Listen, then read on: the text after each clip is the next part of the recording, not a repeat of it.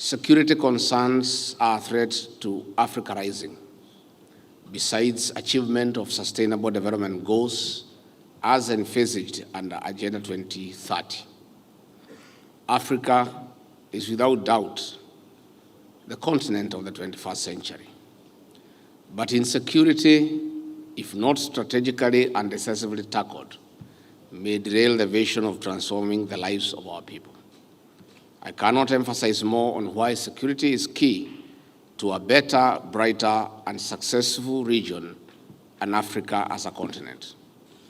That is why this meeting, which happens about 4 years since Africa missed the target of silencing the guns by the year 2020, as one of the strategies of spurring development, is timely.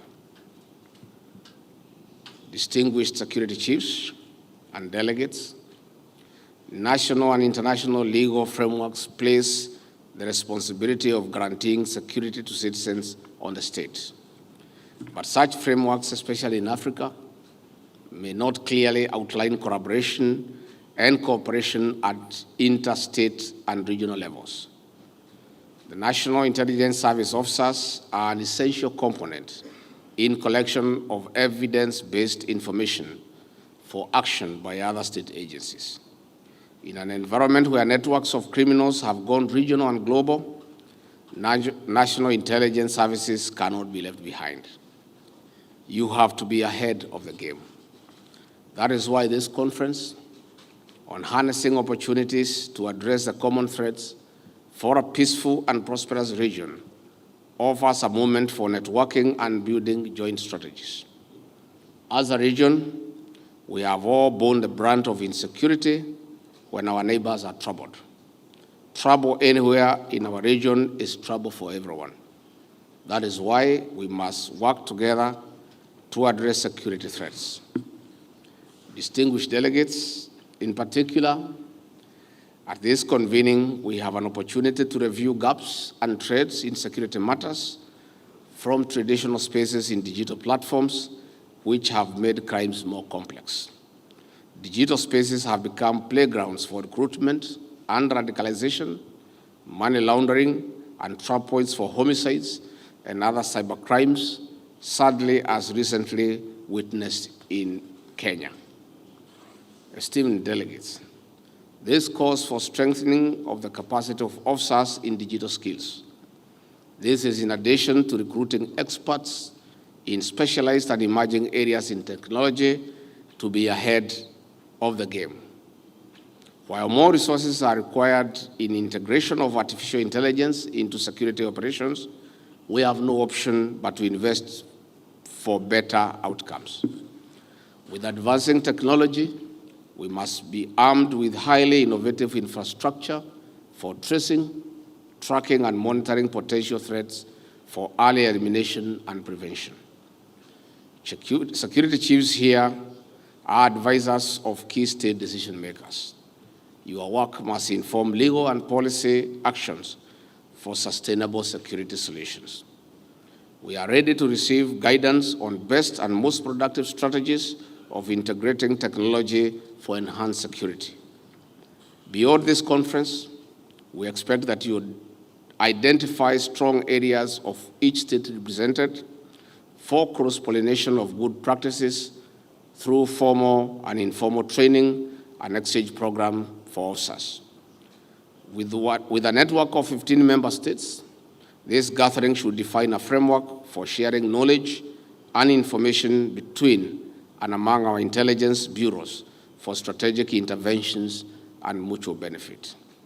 This is besides joint operations on issues of regional interest. Transnational challenges call for transnational solutions. Such solutions are in stronger strategic collaboration and cooperation. Distinguished security chiefs and delegates, National Intelligence Service works for public good.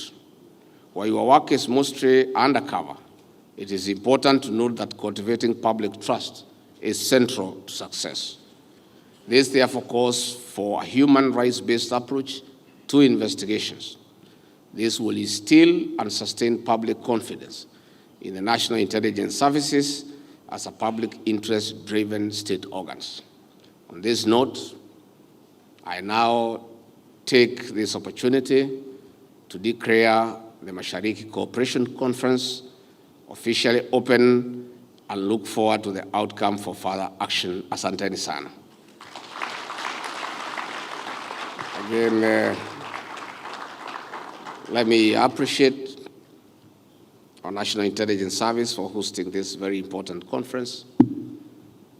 Matters of security are not negotiable, and the stability of our nations and our region is, to be very plain, in your hands.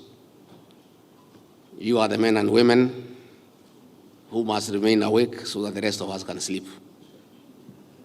And if you sleep, all of us are in trouble.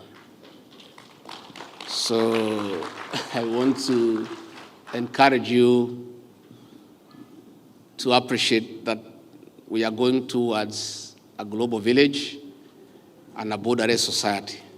So let us work together and cooperate to enhance security and peace in our region so that our people can enjoy their lives and they can go about their businesses without having to worry. We do want to take this opportunity to appreciate all of you for the good job that you are doing for the last so many years, where various threats have been thwarted and incidents of terror have been managed to a very large extent. In our beautiful country here in Kenya, we are still traumatized by the 1998 bombings at the American Embassy, the Westgate Mall attack, the Dusit attack. And when we reflect for the last several years, we have not had any terror attack. For the public may not know, it is the men and women in this room who have worked tirelessly to thwart so many efforts that would have created hell for our people. I really want, on behalf of my president and the government of the Republic of Kenya, to appreciate all of you and to encourage you to continue cooperating, sharing intelligence, and working together to create a stable region. A stable region is good for each country, it's good for our citizens.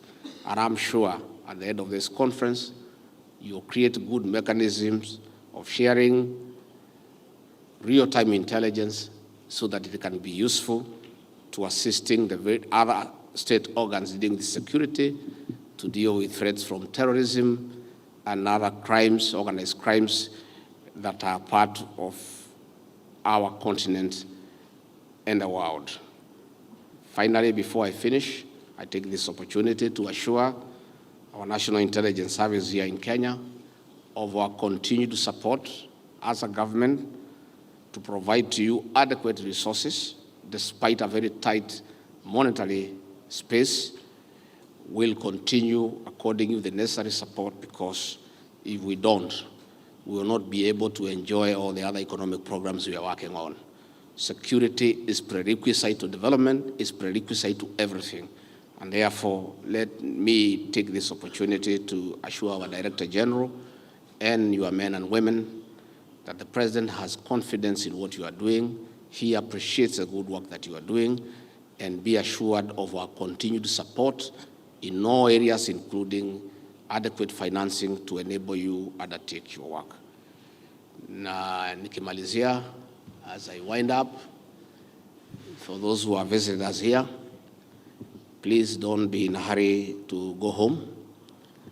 Take a bit of time here in the city of Mombasa. I'm sure you came with some dollars and some euros. Please leave them behind here. We need them. If you can spend some time here in Mombasa, we have very exotic beaches. We have nice hotels, we have hospitable people.